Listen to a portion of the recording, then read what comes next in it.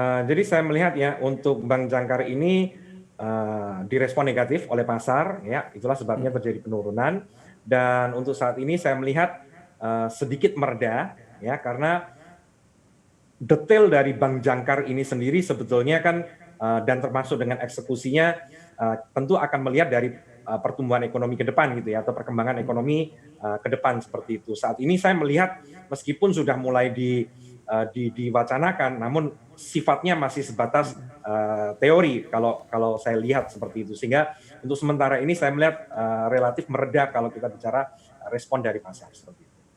Baik, kalau kita lihat secara sektoral keseluruhan dari sektor perbankan sendiri, ini menurut Anda apakah buyback dari emiten ini masih akan berdampak ke depannya? Karena kalau kita lihat beberapa hari yang lalu beberapa emiten bank buku 4 kita justru terkoreksi cukup dalam, Pak Jimmy.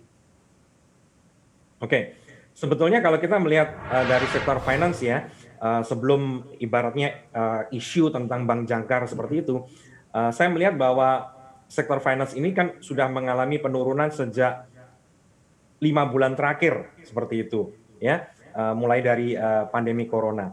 Itu poin saya yang pertama. Nah, kedua, saya melihat bahwa, buyback ini salah satu untuk bagaimana kita, mempertahankan harga saham atau bahkan, meningkatkan karena ada sentimen positif di dalamnya.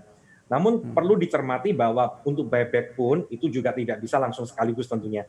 Umumnya Mhm. membutuhkan, waktu, ya dan boleh saya katakan kita perlu market timing ya, seperti Mhm. itu. Sehingga untuk jangka pendek, hal tersebut bisa membantu menenangkan investor dari pasar modal, khususnya investor emiten-emiten perbankan.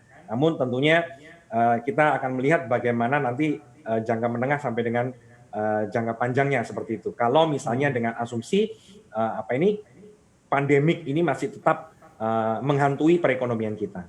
Mhm.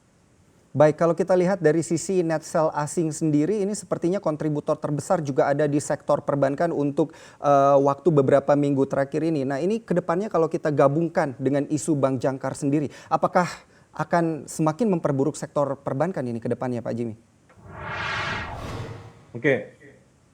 Di dalam pengetahuan umum ya, kalau kita bicara di, market seperti itu ya, bagaimanapun IHSG kita, market kita, ini salah satu penopang utama yang seringkali saya katakan yaitu adalah sektor keuangan.